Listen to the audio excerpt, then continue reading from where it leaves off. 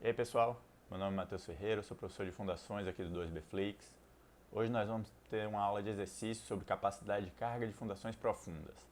Nós já vimos aí nas aulas passadas o equacionamento matemático para determinar a nossa capacidade de carga, vimos os métodos semi-empíricos, falamos do método de Aoki e Veloso, de Decor Quaresma e de Teixeira, vimos as diferenças aí de um para o outro.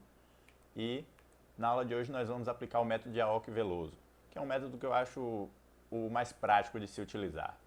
A diferença entre eles varia ali para determinar as variáveis geotécnicas, e o método de Aoki e Veloso é um que acaba sendo mais fácil de aplicar do que os outros. A questão de hoje é uma questão simples, é para determinar a capacidade de carga do sistema pelo método de Aoki e Veloso, como eu falei, considerando uma estaca pré-moldada de concreto com diâmetro de 26 centímetros e comprimento de 10 metros a partir da superfície. Por que ele especifica aqui que é a partir da superfície? Porque estacas também podem ter profundidade de assentamento um pouco abaixo da superfície. Pode ser menos 1 metro, menos 2 metros, assim como as estacas também eram assentadas a uma certa profundidade. Ele dá aqui todo o nosso perfil do solo, onde vamos ter uma camada de 2 metros de argila arenosa mole, depois uma camada de 4 metros de areia siltosa fofa, seguida por uma outra camada de 2 metros de areia siltosa mediamente compacta, depois mais uma camada de 3 metros de areia siltosa compacta e mais uma camada de 2 metros de areia siltosa muito compacta. Mas como a questão falou, a estaca tem apenas 10 metros, então a gente tem que vir aqui e analisar até que profundidade essa estaca vai chegar. É importante olhar isso no início da questão, para você já saber até que profundidade você vai ter que analisar seu solo. Como ele fala 10 metros, nós vamos ter aqui até esse menos 18. Vemos aqui que tem 2 com 2 com 4 com mais 2, 8 metros, 10 metros de profundidade. Sendo assim, a gente precisa analisar as características desse solo. Pelo método de Aoki e Veloso, a gente vai precisar determinar os coeficientes alfa e k de cada camada dessa do solo para calcular nossas variáveis geotécnicas. Para isso, a gente vai utilizar essa tabela aqui, que classifica esses dois coeficientes a partir de cada tipo de solo. Olhando aqui o tipo de solo, a gente já tem o K em MPa e o alfa em porcentagem. Então, eu botei aqui já com a imagem, a gente vai ver que a primeira camada de solo tem um alfa de 2,4% e um K de 350 kPa. Aqui eu já converti porque na conta eu utilizarei em kPa. A segunda camada um alfa de 2% e K de 800 kPa, por ser uma areia siltosa. E todas as outras camadas terão esses mesmos valores, porque todas são areias siltosas, só mudam aqui que vai de fofa para mediamente compacta, para compacta e muito compacta. Mas isso não influencia nos parâmetros alfa e K.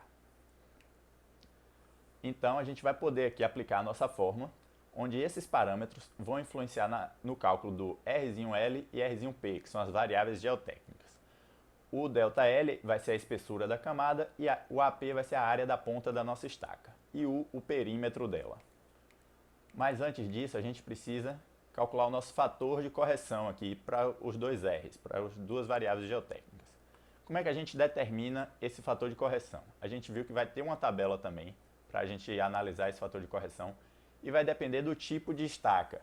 Como a nossa estaca é uma estaca pré-moldada de concreto, a gente vai seguir essa fórmula aqui, que é 1 mais o diâmetro sobre 80, que é uma fórmula proposta por Aoki e Veloso. Usando o diâmetro em metros. Como o nosso diâmetro é 26 centímetros, a gente utiliza 0,26 e acha que o fator 1 de correção é 1,325. E, de acordo com a nossa tabela, o fator 2 vai ser 2 vezes F1. Então, o nosso fator de correção 2 é 2,65. Obtidos esses fatores de correção, a gente vai ter que determinar aqui o NL, que é a média do NSPT da nossa camada analisada. O alfa e o K já temos, e a gente vai ter que determinar o NP para calcular o R'P. Esse NP é o NSPT da camada que a estaca está assentada. Na ponta dela, ela está se apoiando numa camada com NSPT chamado NP. Seguindo aqui o nosso exercício, a gente vai começar a calcular esses fatores para cada camada. A camada 1 é uma argila arenosa mole, como a gente viu, com alfa de 2,4% e K de 350 kPa. Sendo assim, determinando o NL, que por ser uma camada de 2 metros, a gente vai analisar o primeiro e o segundo metro de NSPT e fazer a média. Então vamos ter um NL igual a 2. e calcular o ΔL-RL, que é aquela parte da nossa fórmula dentro do somatório que a gente viu aqui anteriormente. Sendo assim, lembrando de converter o alfa aqui, que está em porcentagem, a gente tem que botar 0,024 e não 2,4, vezes 350, vezes 2, que é o nosso NL, vezes 2, que é o ΔL, o comprimento da nossa camada analisada, dividido por F2, que é o nosso fator de correção 2. Aí a gente obtém que essa relação aí é 12,68 para a primeira camada. Então a gente vai analisar, fazer essa conta para cada camada, pegar esse somatório e aí aplicar na fórmula de capacidade de carga para determinar a nossa capacidade de carga do sistema.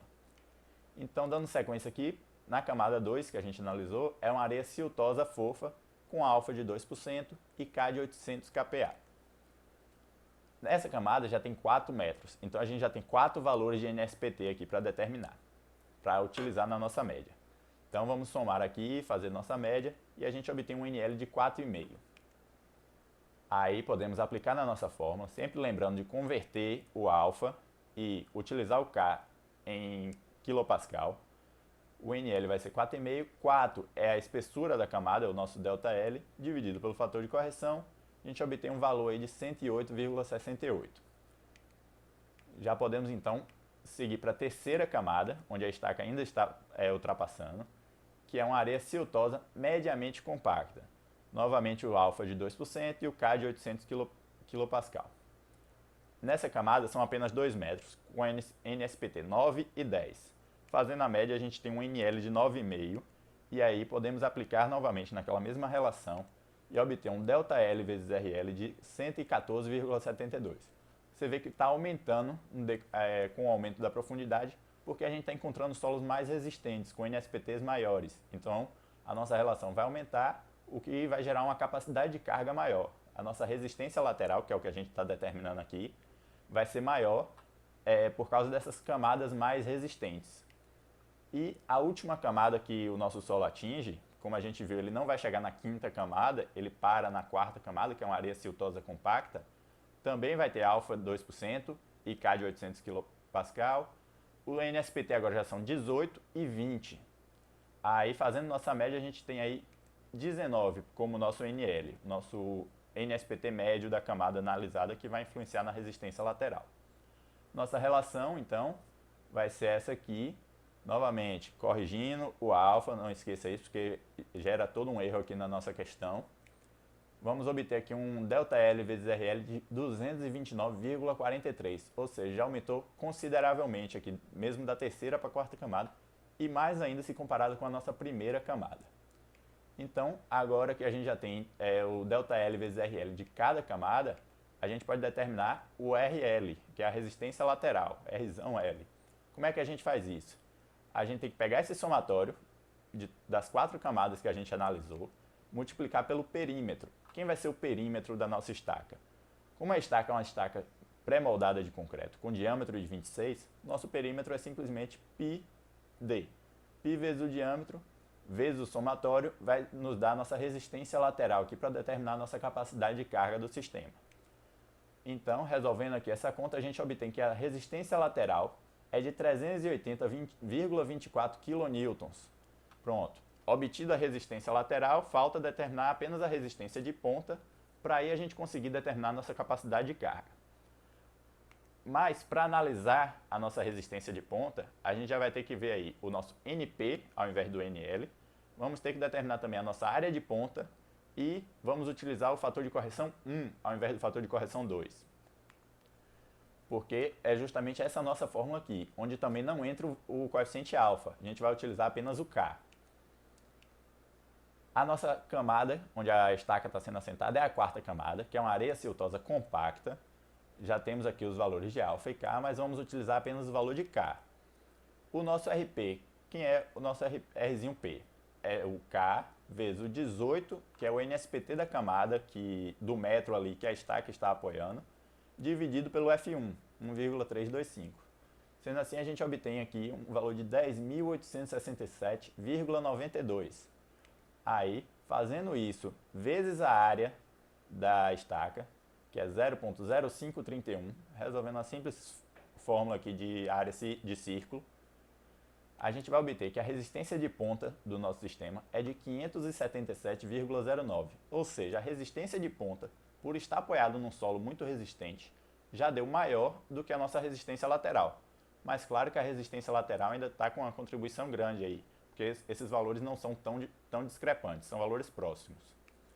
Então, para determinar a nossa capacidade de carga é simplesmente somar esses dois valores que a gente obteve. A nossa resistência lateral com a nossa resistência de ponta gera a nossa capacidade de carga. Então, como a gente tem uma resistência de ponta de 577 e uma resistência lateral de 380, a gente vai, simplesmente somando, obter que a nossa capacidade de carga do sistema chega a 957,33 kN. Isso aqui é a capacidade de carga do sistema, é o quanto o nosso sistema ele resiste sem que ocorra a ruptura do solo. A gente vai ver ainda aí como, a partir desse valor, determinar a nossa carga admissível. A gente vai ver aí que existe também uma carga chamada carga de catálogo, para ver o quanto a estaca realmente aguenta, não o sistema, mas a estaca como uma estrutura, para evitar que ela ocorra ruptura nela e também evitar que ocorra ruptura no solo. A gente tem que analisar essas duas cargas admissíveis, que é o que a gente vai analisar nas próximas aulas. Mas até aqui a gente falou apenas de capacidade de carga, então a questão vai encerrar nesse slide aqui, onde a gente obteve esse valor para a nossa capacidade de carga do sistema. É isso, pessoal. Espero vocês aí nas próximas aulas para a gente dar continuidade sobre fundações profundas. Vamos falar ainda sobre carga admissível e falar sobre recalques. Espero vocês aí nas próximas aulas.